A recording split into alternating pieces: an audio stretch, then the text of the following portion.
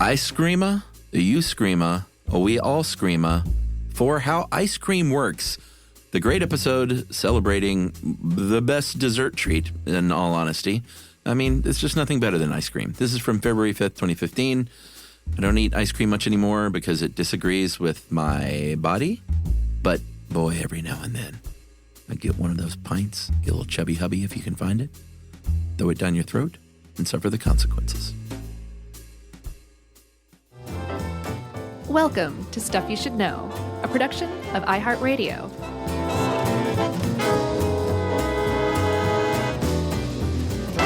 Hey, and welcome to the podcast. I'm Josh Clark. There's Charles W. Chuck Bryant, and there's Jerry. So this is Stuff You Should Know, the Dreamin' of Summer in the Middle of Winter edition. Oh, my friend, ice cream is a year-round treat for me. Yeah? Sure. I know. I had some last night. Oh, yeah? What'd you have? We're going to buzz market a lot, probably. Rocky Road and Vividly Vanilla. What brand is that? Kroger. Oh, yeah? Yeah, they were delicious. Nice. Yeah. Was it heavy or light? It was light. Yeah. Yeah, after reading this, I was like, man, this is very light. A lot of air in there. I taught myself to juggle with them. Oh, well, that's exciting. That was a cross-reference. Yeah, I'm a Ben and Jerry's guy. Well, yeah, it's great stuff. Yeah. Can't have too much of it, though, because I got the lactose issues. Really? Yeah. And ice cream is your favorite treat? Yeah, it's pretty sad. That's self-hate. Yeah, ice cream followed by a large glass of milk. Right? No, just kidding. Then you just inject a bunch of caseins directly into your neck. Yeah, I mean, fall over. It's not like I don't have lactose issues such that any kind of milk product really, it's just if I overdose on it. Huh. Like if I have a bunch of like pizza and ice cream or something. What do they call it? Like mildly sensitive, maybe? Maybe. Mildly intolerant? Yeah, I get the poopy butt. Like you're cool with like lactose at work, but you don't want lactose marrying your kid. You're that kind of intolerant to lactose, Yeah, right? Exactly. Terrible. I just don't want it living next door to me. Right. I can get I can do a pint of ice cream though, or is it the half pint? The Ben and Jerry's little one? I think it's a pint. Is it a pint? The little, yeah. Not the little baby one. That's just like a fistful. I'm not 7. Yeah, right. I think it's a pint is what they sell them. Yeah, I can do a pint of like the Chubby Hubby. That's my old favorite. It's a good one. Well, basically any Ben and Jerry's is good. I'm not a big fan of cherries and stuff. Ooh, me neither. But other than that, I'm like pretty cool with all ice cream. And I used to not like bananas and things, but now I'm cool with bananas. Oh yeah? Yeah. Like bananas and ice cream, I would never have eaten before, and now I will. I'm pretty picky with my ice cream flavors. I'm trying to think of one I really don't like, and nothing's coming to mind except for stuff with cherry in it. Yeah, I don't like mint. Crazy. I don't like coconut. Crazy. My favorite is the Chubby Hubby, and then they have have the limited runs. Yeah. They have one out now called Candy Bar Pie. Candy bar pie? Like what kind of candy bar is it modeled after? Ridiculous. I don't know. It's got nougat in it. It doesn't taste like a specific candy bar, though. Mm-hmm. It's not like they're trying to be like a Snickers ice cream sneakily. Mm-hmm. It just tastes, it's just delicious. Nice. I will have to try that. I like Butterfinger in ice cream. Yeah. What about, like places to get ice cream? Jenny's is delicious. Where's that? They have it here on the west side over by Star Provisions. Okay. And they got a new one in Krog Street Market. There's a place in Old Town Alexandria outside of D.C. Called Pops. Uh-huh. It's like an old-timey ice cream parlor. Awesome. I think I went in there, actually, last summer. It's awesome. But it did they have, like, candy and all that stuff? Or is it just an ice cream shop? It's pretty much just ice cream. Oh, okay. There's like a couple of like long cases. They've got like the old like turn of the last century like furniture and everything and the striped wallpaper. Sure. So like they're doing it right. Yeah. But then their ice cream stands behind it too. It's good. And then of course Friendly's. Yeah. Friendly's has the Reese's Pieces Sundae, which is probably the greatest ice cream treat ever created in the history of humanity. Yeah, growing up in Atlanta, they had something called Farrell's, which was... I remember Farrell's. Oh, did they have those? They had that in Ohio, too. And on your birthday, they'd come out with that big drum. Oh, yeah. Scare me to death. Yeah. I went under the table a couple of times. Old school ice cream parlor, scaring the bejesus out of children everywhere. Now, they had a lot of candy selection, too. Yeah. Yeah.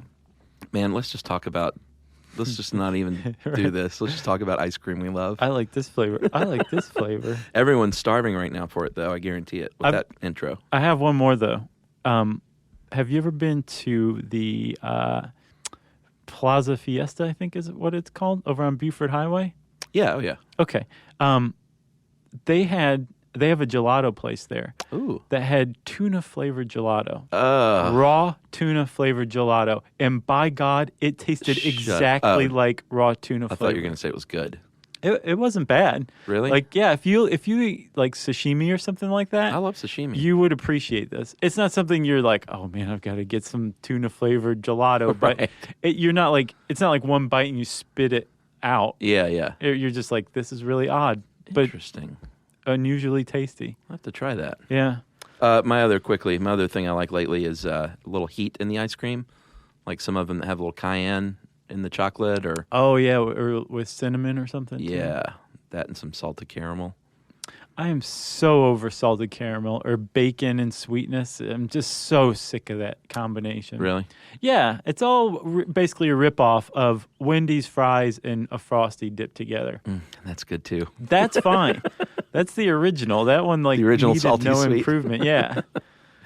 All right. Well, I'm salivating now. I am as well. Let's get through this and we can go get some ice cream, okay? Yay. You're buying. Okay. So the history of ice cream, Chuck. Yeah, how long could it possibly have been around? Where'd you find this, by the way? We need to give a good shout. Was that the Dairy Association? Yes. Yeah. Yeah, I think the International Dairy Association, the big guy. Not the Regional Dairy Association? No, they came up with this history of ice cream or frozen dairy treats is a better way to put it. Because ice cream is the lion's share of frozen dairy treats, but technically it falls under the umbrella of frozen dairy treats. Along with things like sherbet and gelato and frozen yogurt. Right, or ice cream sandwiches. Yeah, novelties. Exactly. Those are good too. Well, my friend, it goes back, they say, as far as 2nd century BC, but they can't pinpoint like a definite person or place for sure. Right. They just know that it started popping up in history, like with Alexander the Great. He had flavored ice and snow with honey and nectar. Yeah, snow cone. Yeah, and that makes sense that would be the origin of ice cream. It makes me laugh in this thing. They said that Nero and Claudius Caesar would frequently send runners to the mountains for snow. Right. That just seems like a very Roman emperor thing to do. Like, I'd like something cold and sweet. Go! Right. And like 3 hours later, they'd come back, half dead. Yeah. Here is your ice snow cone. Exactly. But they would flavor those with fruits and juices, and that was sort of another part of the beginning of ice cream. Apparently, all this is going on in a vacuum, too, like over in Asia. In different places? Yeah. In the Mideast and Asia, wherever they had mountains in these areas, and they could get snow and ice. Because Marco Polo, in I think the 13th century, came back to Italy and said, check this idea out. Yeah. Frozen fruit treats. And that was basically the origin of ice cream in the West. Yeah, in England, they were big on what they called cream ice. Yep. Because it's England, you got to say it's slightly funny. Or they would probably call it proper. Right. There's an E at the end of cream. Is there? No. No, but there probably would be. And Catherine de' Medici, who we mentioned in the episode... Oh, Nostradamus episode. That's right. She was big on it. She was the wife of Henry II. And back then, though, it was, in the 1500s, in the 16th century, it was only like for royalty because ice was, they didn't have freezers and they didn't have ice machines. You needed a guy to go run up to the mountain and bring it down. Yeah, no, it was a big deal to have ice. Unless, of course, it was winter, in which case you were like, oh, yeah, I can have a frozen treat. But if it were summer and you were enjoying a frozen dairy treat, send the runner. You're rich. Yeah. You're super rich. So apparently by about the 17th century, there was at least one cafe in Paris. I think it was the first cafe in Paris that started selling ice cream to the public in 1660. Nice. They basically made it egalitarian. And from that point on, ice cream was a definite luxury item, but you didn't have to be royalty to obtain it. Yeah, that's a good way of saying it. Yeah. In the United States, the first time they found it in print was in a letter in 1744 by a guest of the governor of Maryland, William Bladden. And there was an ad in 1777, May 12th, the New York Gazette, for ice cream. So it was for sure for sale to the people back then. Right. By that time. Yeah. George Washington had a recipe. Thomas Jefferson had a recipe. Yeah. Dolly Madison used to like to serve it at the White House. George Washington ate a lot of it, right? Didn't he say $200 for one summer? Yeah, and I failed to go to the West Egg currency converter. That's a lot of ice I imagine cream. that's a lot of money. Yeah, but he made, that he had guests, and he may have shared it with his I would hope so. his staff. You never know. Especially if that's like $50,000 worth of ice cream. Yeah, that would be you a can't lot. eat that in one summer, even if you're Joey Chestnut, world record holder for most ice cream eaten. Is he? Yeah. How much did he eat, do you know? 1.8 gallons in 6 minutes. 1.8 gallons in 6 minutes. That doesn't seem like that much. Oh, that's a lot. Yeah, that's pretty speedy. Yeah, it is. But hey, that's why he's Joey Chestnut. Plus, don't forget the brain freeze. Oh, yeah. Man. Do you have a thing on that? Brain freeze? No, I've done a Okay. Don't Be Dumb on it, though, before. Do you remember what it is? Like, what is brain freeze? Yeah. Oh, what is brain freeze? Yeah. Oh, there's a blood vessel that runs from your brain into the roof of your mouth that becomes constricted, which changes the volume of your brain, which gives you a headache. Gotcha. Which is why if you place your tongue against the roof of your mouth while you have brain freeze, it warms up that blood vessel, allowing it to relax again. Oh, or just light a match and hold that under your roof of your mouth. That's another way to go. Yeah. You'll concentrate on that pain instead of the brain freeze. Interesting. I don't get brain freeze because I think as an adult you know how not to wolf it down like that. I've gotten it accidentally, though, as an adult from time to time. Really? Yeah. No good. No, it's terrible. It's as terrible as an adult as it is when you're a child. It's probably worse as an adult. It's just debilitating, Yeah. It's so painful. So like you said, until around 1800, it was mostly for the upper class. But then, like everything else in industry in America around that time, manufacturing became more widespread and cheaper, and all of a sudden you had warehouses that were big freezers, and you had shipping. You could ship things cold and frozen. Right, so you had like the manufacturing aspect in place. Yeah, homogenizer machines, electric power, Right.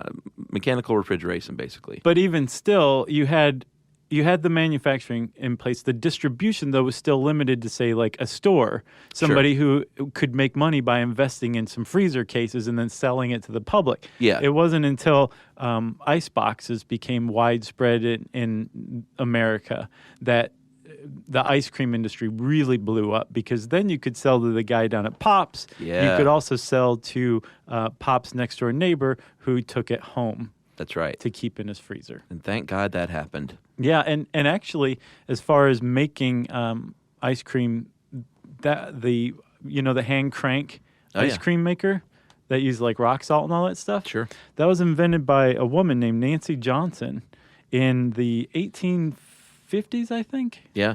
And she patented it, and apparently everybody ripped her off. She sold the patent for like $200, and the guy who bought it from her turned around and like made a fortune off of it. But I guess he ultimately got ripped off by a bunch of copycats. But that same thing is still in use today. Like you can go buy The Johnson crank. that same, the Johnson Crank ice cream maker and make your own ice cream the 1850s way.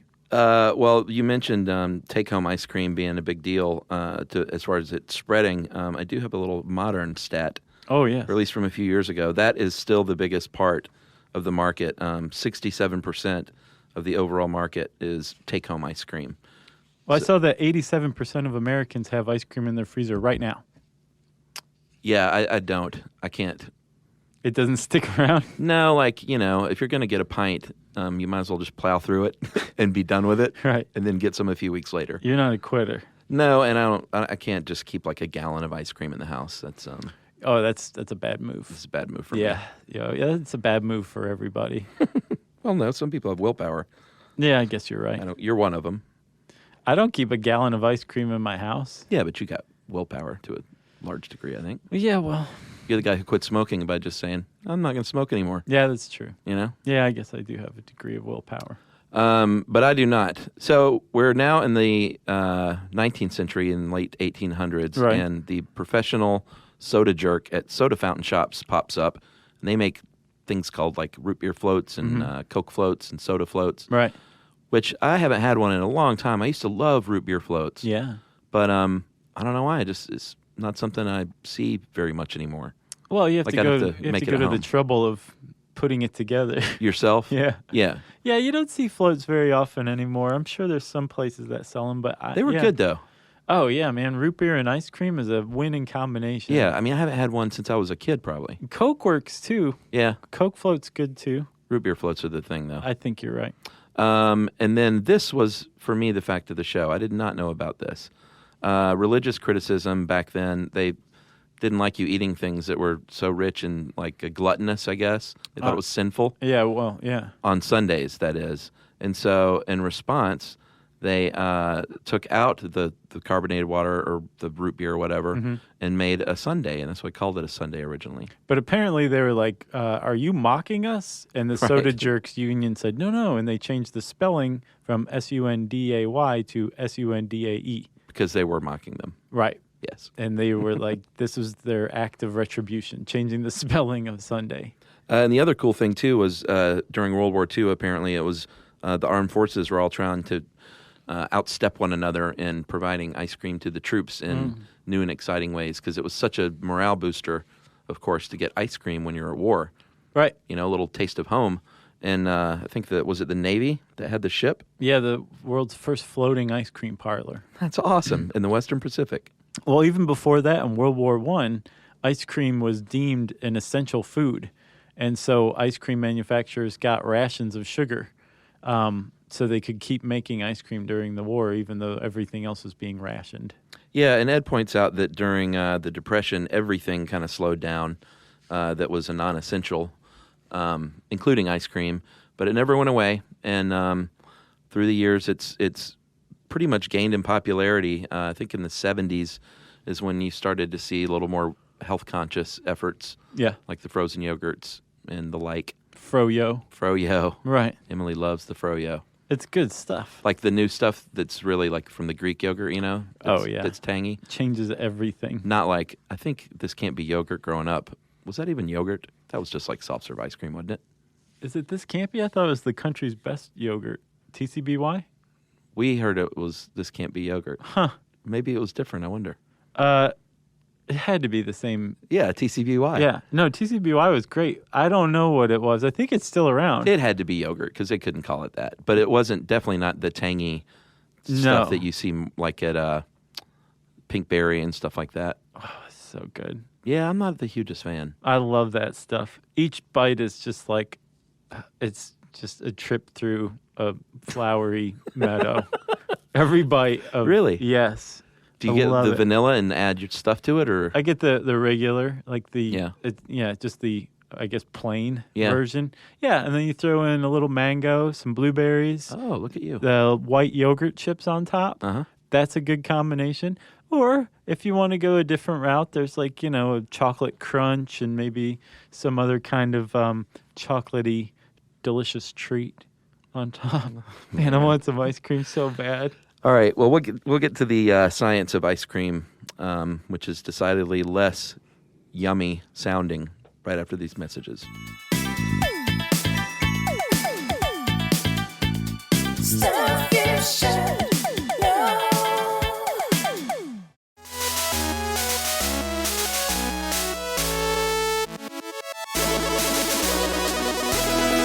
So, buddy, you said that all of that stuff is frozen dairy treats.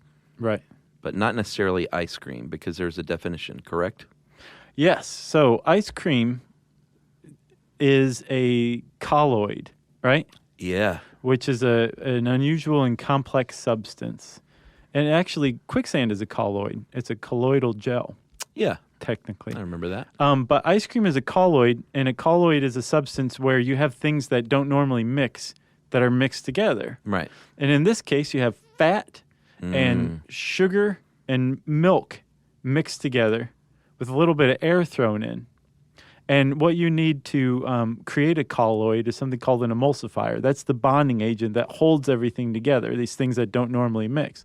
And in the earliest cases, egg yolks were the emulsifier that held everything together. And of course, if you're making ice cream at home, you can still use egg yolks as an emulsifier. It's an easy go-to thing. But if you're manufacturing it on a large scale, you're probably using something like xanthan gum or something else to emulsify and stabilize the whole thing, to hold it together. But yes, ice cream specifically is a colloid that has undergone a very specific manufacturing process. And if you take or add different ingredients or different steps in the process, then you have something different, like frozen yogurt or soft serve ice cream or sherbet. Yeah, because frozen yogurt isn't just yogurt that they freeze, which I never knew. It's actually, during the ice cream making process, they'll put in the yogurt cultures to make it frozen yogurt. Yeah, you don't start with yogurt. You make yogurt during it. Yeah, I didn't know that either. Pretty cool. Agreed. Which is why every time I just throw the yogurt in the freezer, it doesn't taste anything like I want it to really taste. Cold yogurt. It's gross. Yeah. The USDA actually has a ingredient standard for it to be labeled ice cream, which has to be at least 10% milk fat and a minimum of 6% non-fat milk solids. Like caseins.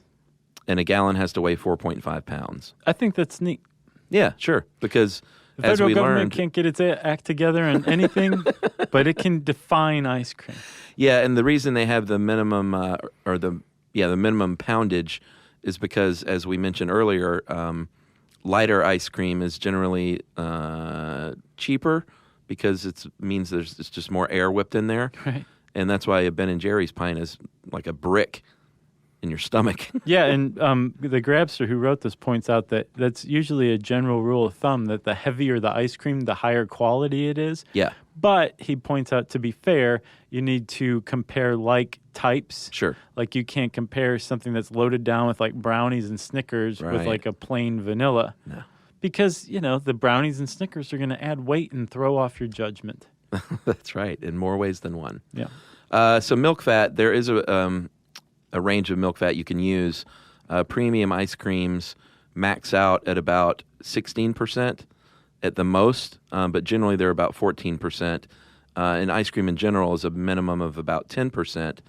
And butterfat, which is another name for it, delicious. Sounds so great. Both of them sound great. Butterfat makes it taste good and it makes it creamier and richer. But it's interesting that they found that 16% is about as high as you want to go, though. It's not like, just make it 50%, because that'd be even better. You'd just vomit after every bite. Well, you would, and they point out, or Ed points out, people wouldn't eat as much. Right. Because it is so rich and it is so calorie rich as well.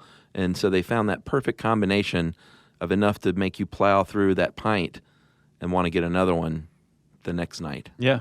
About 14 to 16%. Yeah. Yeah. That sounds pretty good when you're talking butterfat. 10% for the cheap stuff that like Ned Flanders would eat. Yeah, totally.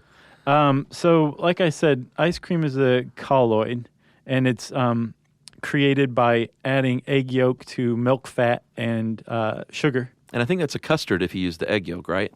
I think you use more egg yolk. Yeah, 1.4% at least.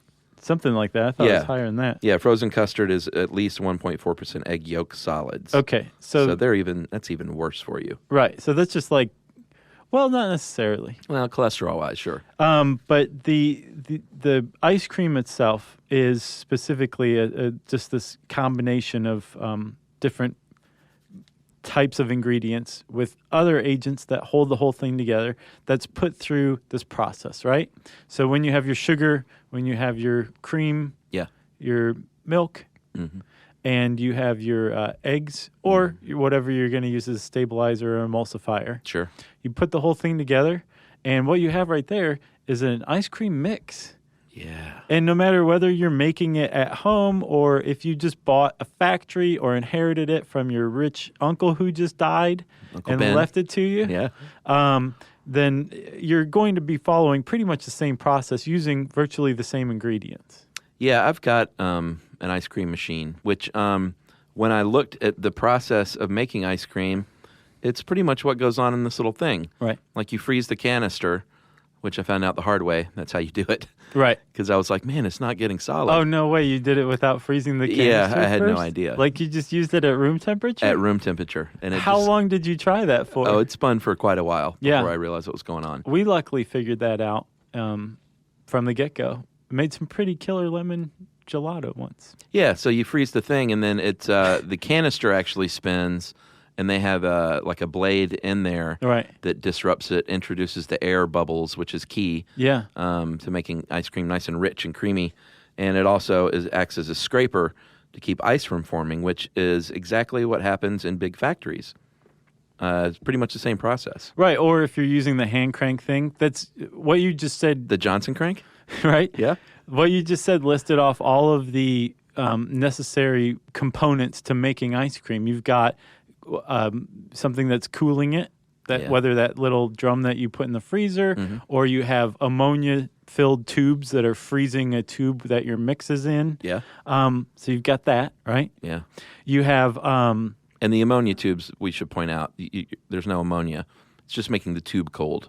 Right, the ammonia is not being introduced to No, the ice cream. not at all. It's just, the tube is up against the tube that the ice cream is in. That's right. Or if you are making it at home using a Johnson crank, you're going to use rock salt, right? That's right. So I was I didn't understand what the point of using rock salt was. So I looked into it. Yeah, we covered it a little bit within the salt episode, but not like super in depth. Okay, so basically the reason that you would add rock salt to ice is because if you just used ice, the freezing point of ice is 32 degrees Fahrenheit. Yeah. It takes more than that, or more degrees than that. Let me put it a different way. More temperature? Milk freezes at a lower temperature than ice, Yes. right? So when you add salt, you actually lower the freezing point of that ice. Oh, okay. Because when you're using ice, it's a freshwater mixture. Yeah. Saltwater ice has a lower freezing temperature. Yeah. So you're melting it and it's melting and refreezing. And as the ice melts, the way that it's melting is by drawing heat from something else. In this case, your ice cream mixture, right? Right. So when you add salt, it has to draw more heat to melt because it has a lower freezing temperature. Yeah. So that's why you add salt. It actually lowers the freezing point, which allows you to cool your ice cream faster, Ah. right? So makes sense. it lowers the freezing point. Yeah. So milk has a lower freezing point, and it draws the heat out more quickly, so those ice crystals don't form on the side. Just that simple little thing is the magic that makes it happen. Yeah. Yeah, we had a electric ice cream maker growing up that was the same as the Johnson crank version, but Right. you just plug it in. Yeah. Not like the new one that I have today, which is much different. Right. Which you definitely plug in. Yeah, definitely plug in. And you got to freeze that thing, apparently. That's so funny. But my church, one of my favorite memories growing up is my church would have ice cream socials where everybody would bring their own homemade ice creams. And there would just be a table with like 30 of those steel containers. Mm-hmm. You know, the people just take it right out of the old, ice rock salt bin. Right. And just set it on the table. Right. And you would just go berserk, as a child. We had a Johnson crank. Yeah? Yeah, growing up. And you probably had to do it, right? Because the parents are always like, that's the fun part. I'm sure I did. I don't Yeah. really remember. I just remember the wooden bucket thing with the crank on top. Yeah. That's what I remember. And like a bag of rock salt That's right, man. that When we I saw also the- use for the driveway too. Oh, sure. Yeah. Yeah, of course we did in Atlanta. But I remember when I saw that rock salt come out, it was a special evening at the Bryant house. Yeah. Oh, yeah. So I mentioned the little paddle. It's called a dasher, which is the blade inside the tube, and this is if you're in an ice cream factory. And like we said, it whips it up, introducing those air bubbles, and that's what gives it the structure. And like I said, also prevents the larger ice crystals from forming, because you don't want that. No. You want it cold, but you don't want ice. And we should say by this time you've got your ice cream mixture, but you've already added whatever flavor you're going to add. Right. But if you're adding chunks of stuff, Which you should. you're not doing that quite yet. No. So you're freezing it. What you've just created is a frozen ice cream mixture. Yeah. But it's not technically USDA standard ice cream yet. If you stopped right here And even if you added the Snickers or the brownies or whatever, or both, what you would have is soft serve ice cream. Yeah. The ice cream still has another step to go through to become regular old ice cream, and that's the hardening process. Yeah, the hard freeze. Yeah. And that's basically all it is you take that soft serve and you have to get it down super low, at least to 0 degrees Fahrenheit. But when you're in an ice cream factory, you're going to pump it down even lower because you're going to be shipping it and packaging it, and you want it to stay nice and hard throughout that whole process. Yeah. And, and that's how you do it. That's pretty much it. That's pretty much making ice cream. It's a great, great thing that everyone should try. Making ice cream? Sure. Sure, yeah. Well, actually, that's funny that you say that because whether you have a hand crank or one of those awesome electric ones that you have to freeze the drum ahead of time, you can also just make it at home with like basically nothing. Yeah. Just using a couple of baggies. Yeah. Like a bigger baggie, a smaller baggie, you make a little rock salt mixture. And, well, I won't go through the whole recipe, but if you go to How Stuff Works and look up how ice cream works, there is a recipe for 5-minute ice cream that makes just a little bit using nothing but plastic bags and the ice cream ingredients. Yeah, and I don't think we mentioned that it's pasteurized along the way, too, which is an important step. Yeah. Pasteurization keeps you from getting salmonella.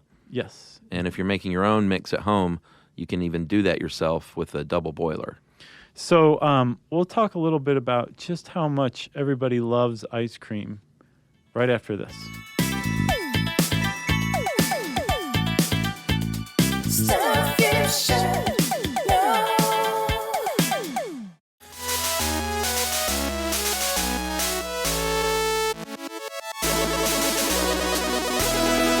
All right, buddy. We will finish this out with some stats and the like, but first we should talk about overrun because that's an important part of ice cream because when you're making ice cream, there's going to be an increase in volume as you go because you're whipping all that air into it. Yeah. And that increase is called overrun. Right. And it's indicated by a percentage. Yeah, so if the volume goes from 1 gallon of ice cream mixture to a completed 1.5 gallons of ice cream, it's a 50% overrun. Which is good. But what the pros shoot for, like our friends at Bluebell with the great, great commercials. Yeah.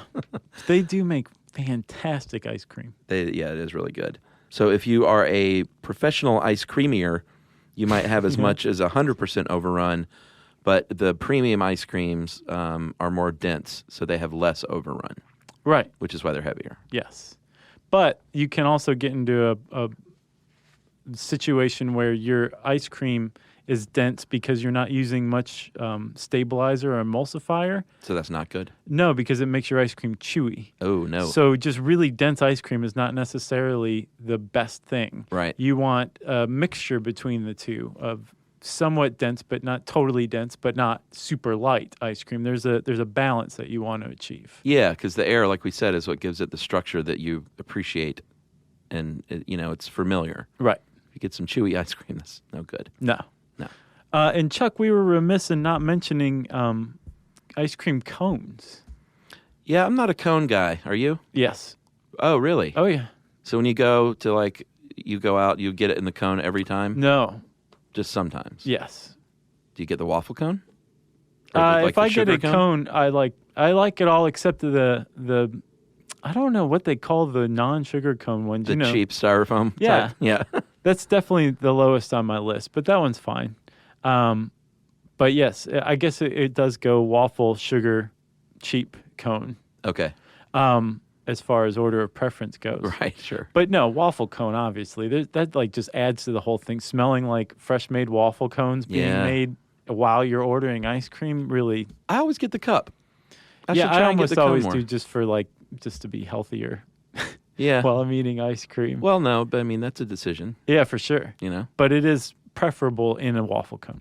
I think they're delicious. I might start getting a cone every now and then. So there's an origin story to the waffle cone, and a lot of people place it at the 1904 World's Fair in St. Louis. That's right. And that is probably not where ice cream cones were invented, but that is where they were popularized. Yeah, I mean, if you're at a World's Fair, there's going to be some waffling going on. Some waffle making. There definitely was some waffles being made, but there was also some ice cream being served.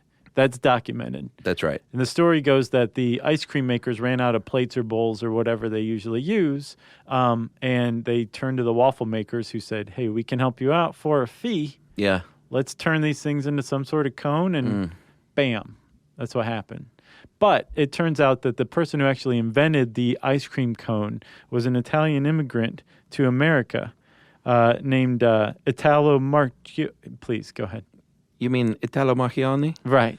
Yeah, and he also invented the ice creama, a you screama, a we all screama, but ice creama. Nice. I think he was the first one to coin that term. He was into ice cream big time. Yeah, but he actually filed the patent for the cone-making machine. A full year ahead of the fair. Yeah, so he generally gets credited with the invention of the ice cream cone, although just because you patent the machine doesn't necessarily mean that you were the first person who thought of the cone. No, supposedly there's French cookbooks that date back to the 1840s that have recipes for ice cream cones. Oh, really? Yeah. Well, and we also didn't mention Jacob Fussell. We'd probably need to mention that guy because he was the first. He opened the first wholesale manufacturing operation in the United States in Baltimore, and he, like some of the greatest success stories in business, sort of got into it by accident because he was just a dairy guy Right. who had too much cream and was like, well, I guess I can try this ice cream thing out. And before you knew it, he was selling more ice cream than he was anything else. Yes. So good for him. You're good for us. That's true. Good for all of us. So if you want to become like a Jacob Fussell type, you can actually go, depending on where you are in the country, to your local major university. And they may or may not, depending on the size of their dairy program, Yeah. offer like a real ice cream course. Yeah, Penn State is known for one, correct? Yeah, Wisconsin has one. Oh, of course. Actually, Penn State graduated Ben and Jerry back in 1977. Really? Yep. In ice creamery? Yes.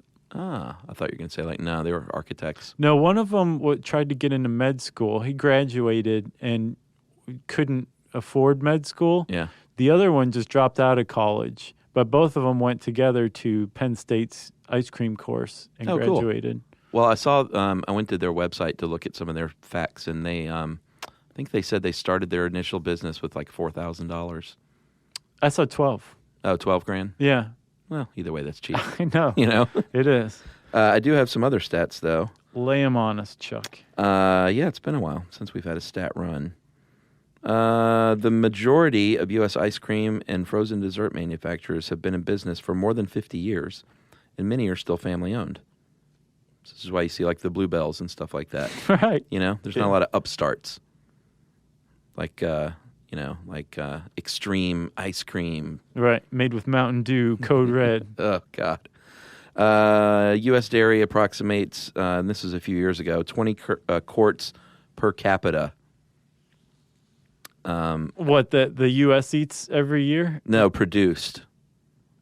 Oh, wow. Yeah, they produce 20 quarts per capita. What's interesting, though, is the United States isn't the leader in ice cream consumption. Did you know that? Who is? New Zealand. No way. Yeah, New Zealand. Per capita, I guess? Obviously. Yeah, well, yes. Yeah, so the average New Zealander eats 7.5 gallons of ice cream a year. Wow. Americans eat 5.5 gallons. Huh. Yeah. Apparently, Asia, the Caribbean, and Mexico and Latin America all import ice cream as well to a large degree. Mm-hmm. And the most popular flavor is still vanilla, which I had to explain to Emily was a real flavor.